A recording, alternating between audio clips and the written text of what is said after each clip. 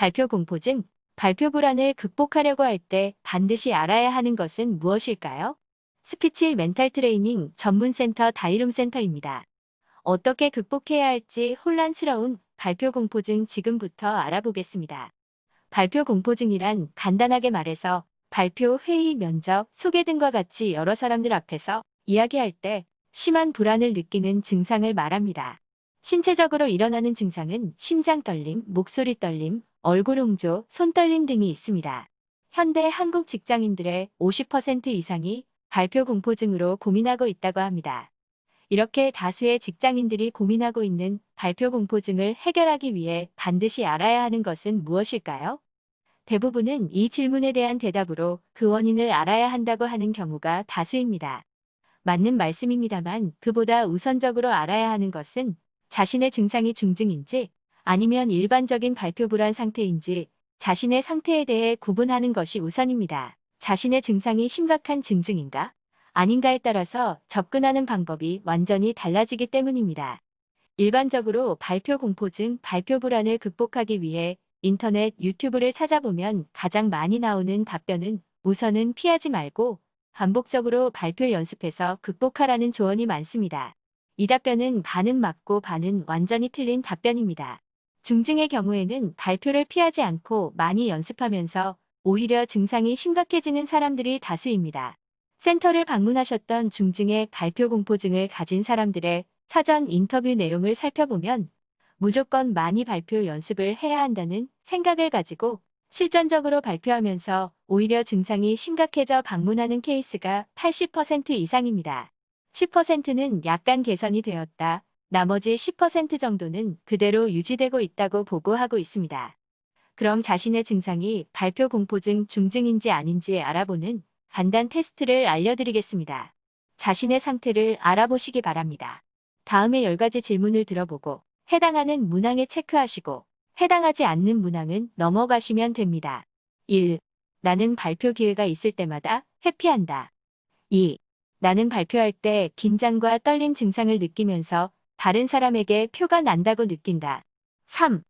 나는 발표할 때 호흡이 숨차고 목소리가 떨린다. 4. 나는 발표할 때 머릿속이 하얗게 되면서 횡설수설한다. 5. 나는 발표할 때 심장이 메론 크기 정도 이상으로 두근거린다. 6. 나는 발표할 때 긴장감으로 내용을 짧게 줄인 적 있다. 7.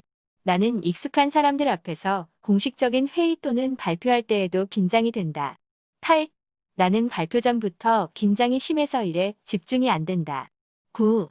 나는 발표 중에 긴장을 많이 하게 되면 자괴감이 3일 이상 간다. 10. 나는 발표 연습을 반복해도 증상이 나아지지 않는다. 이 질문들은 발표 공포증 여러 증상 중에서 중증이신 분들의 특징입니다. 10가지 질문들 중에서 3개 이상에 해당하시는 분들은 중증에 해당합니다. 답변은 모두 주관적이므로 간단한 검사만으로 정확하게 알 수 없습니다만 이러한 특징을 가진 분들은 중증일 확률이 매우 높습니다.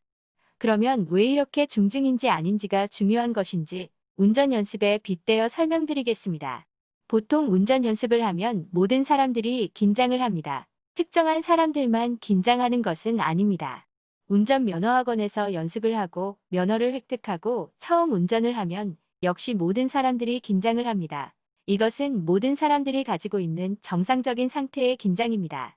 이 정도의 긴장을 가지고 있을 때가 발표 공포증이 아닌 일반적인 발표 긴장이라고 할 수 있습니다. 이때에는 운전 시 사고가 나지 않도록 주의하면서 반복적으로 실전적으로 운전 연습을 하면 됩니다. 이렇게 연습하면 6개월에서 1년 정도 연습했을 때 운전에 자신감이 붙습니다. 마찬가지로 발표할 때 긴장된다고 하더라도 발표 공포증 중증이 아닐 때에는 되도록 발표 상황에서 피하지 말고 발표 연습을 많이 하면 좋아집니다. 여러 사람들 앞에 자주 서고 회의에서 자신의 의견도 표현하고 모르는 사람들 앞에서 이야기도 하는 기회를 자주 갖는 것이 좋습니다. 그러면 3개월에서 1년이 되는 시점에는 어느 정도 자신감을 회복합니다. 그렇지만 운전을 잘하다가도 큰 사고가 날 수 있습니다. 큰 사고가 나면 운전을 잘하던 분들도 운전에 대한 두려움과 공포가 급속도로 증가되며 한 번의 큰 사고는 그 충격을 벗어나는데 많은 시간이 걸립니다. 만약에 이런 상태에서 일주일 후에 또 다른 작은 접촉사고를 냈다고 합시다. 큰 사고 뒤에 약간의 접촉사고가 나고 다시 또 다음 주에 작은 접촉사고가 났을 때는 일반적으로 운전을 잘하던 분들조차도 운전을 해야 한다는 생각만 들어도 걱정과 불안이 심해지고 운전대를 잡았을 때 운전을 하기 어려울 정도로 긴장과 불안이 심해집니다. 이것이 발표공포증, 중증과 같은 상태입니다.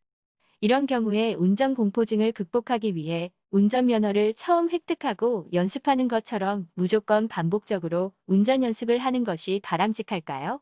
단순히 반복적인 운전 연습만으로 이 공포증을 쉽게 극복할 수 있을까요? 중증인 경우는 매주 이런 경험을 할수록 공포감이 무의식 속에 쌓이면서 오히려 증상이 악화됩니다.